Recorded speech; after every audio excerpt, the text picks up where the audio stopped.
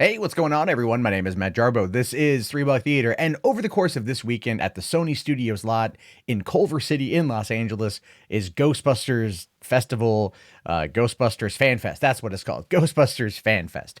In which case, it's a 2-day event showcasing the 35th anniversary of the franchise, and it's one that I wanted to go to. I did. I thought about going down to LA, checking that out, hitting up E3, but then I was like, no, I don't want to pay to go to this fan fest. If they invited me to go, it's a different story. It's expensive. It was a bit more expensive than I wanted to spend. I will fully admit that. But I was waiting to see what information we were going to get concerning Ghostbusters 3 or Ghostbusters 2020, especially coming out of Ivan Reitman. Even though San Diego Comic-Con is next month, I kind of figured this 2-day fan fest would be the place to have these discussions. But interestingly enough, even though this event's been going on, it's not getting the fanfare something like Comic-Con would get. It's not getting the press coverage. No one's talking about it. And I think that's in part due to the fact that Sony was terrible at marketing it. But we did learn a couple pieces of information surrounding Ghostbusters 3 and what to expect from next year in regards to the story and how it connects to the original. Now, according to comicbook.com here, Ghostbusters 3 director reveals new story details and connections to the original movie. Ghostbusters writer-director Jason Reitman says the new movie is a sequel to Father Ivan Reitman's Ghostbusters and has one foot in the past and one in the future. And hey, listen, that's all fans wanted. That's all fans wanted from Ghostbusters 2016. One foot in the past to acknowledge it existed, one foot in the future to move it forward. We still never got that.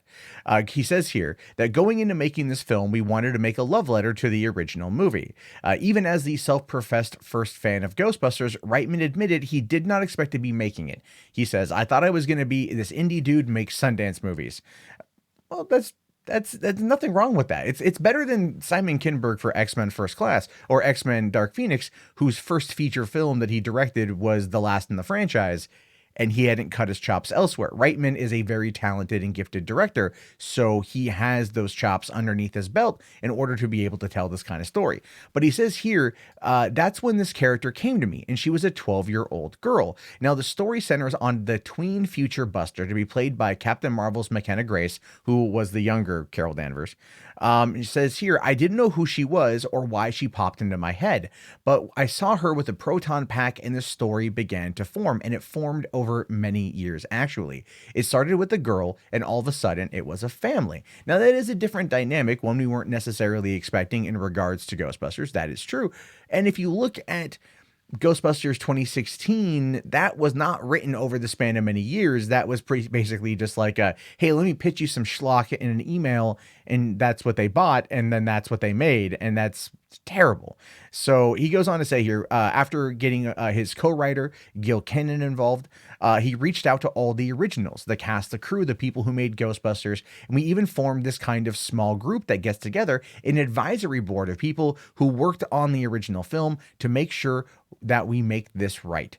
Now, that is something where it's not just like a writer's room somewhere. It's legitimately a writer's group. It is a story group of people who are the keepers, the arbiters of the franchise. And that goes back to what Bill Murray said when he said that we are the keepers of the franchise. We are he says the protectors of the franchise. This is what he's referring to. This is exactly what he's referring to. This group of people, this small advisory group through Ghost Corps, because you know it was all through Ghost Corps, came together and made that the reality. That's what they did. That's what they did there. Now, he says, I'm not going to give anything away today, but he says that this is a new movie about a new set of characters, and it takes place in a new place and a new location. Obviously, it's out of New York. Obviously, it's out of Manhattan. Obviously, it's at a farm or it's in the countryside. They're really scaling it down. That's essentially what they're doing, in my opinion.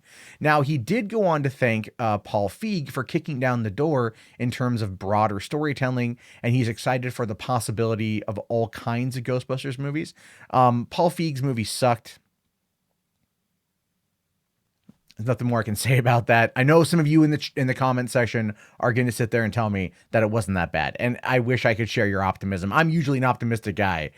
I can't share your optimism on that one. But for the possibility of other kinds of Ghostbusters films, we're talking animated, we're talking Ghostbusters in high school. Dan Aykroyd has already written that script, and there are a ton of other ideas for a Ghostbusters cinematic universe that Dan Aykroyd has. And if this movie is a success, then I believe we will ultimately see them. If this movie is a failure like the 2016 reboot, then probably not.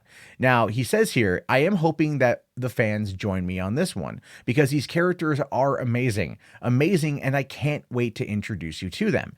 Now, when it comes to the connecting the old guard, Bill Murray's Peter Venkman, Dan Aykroyd's Ray Stantz, and Ernie Hudson's Winston Zeddemore, and Sigourney Weaver's Dana Barrett are all confirmed and apparently have read the script. Now, he goes on to say, and this is the final thing, he says, well, this is what I will say. You don't know their connection, and they don't know their connection yet either. So that kind of blows a couple theories out of the water, because some people were assuming that the barn we saw in the teaser trailer last year that showed the Ecto-1 underneath a tarp and the tarp being blown off looked like Ray's parents' farm, the one that he had to get a second mortgage on in order to afford the firehouse in the first film. And we can obviously assume that the Ghostbusters have found a way to maintain profitability, because that was always kind of the goal with there was a working man's comedy. It was all about capitalism, right? We can all agree on that one. It was pure 80s capitalism, and it worked out very, very, very well. So we know that that may not be 100% the connection, right? Or it could be that maybe Ray has retired. Ray's living on his family's farm. He put everything away. Everyone's moved on. It all kind of went away.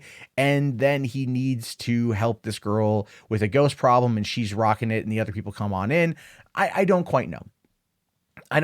But the co-writer, Gil Kenan, also wrote Monster House, which is an excellent animated film from 2009 that was definitely involving kids, good characters, a good story, and lots of scares. And I think Reitman is going to be bringing that to the table as well. I think he's going to look at what made Ghostbusters popular, that it was funny, that it was witty, that it was scary, because there were elements of Ghostbusters that were in fact frightening. When I was a kid, Slimer wasn't exactly cute the first time I saw him. When he first comes through the wall, that's kind of a frightening scene. So that's kind of the way I view that.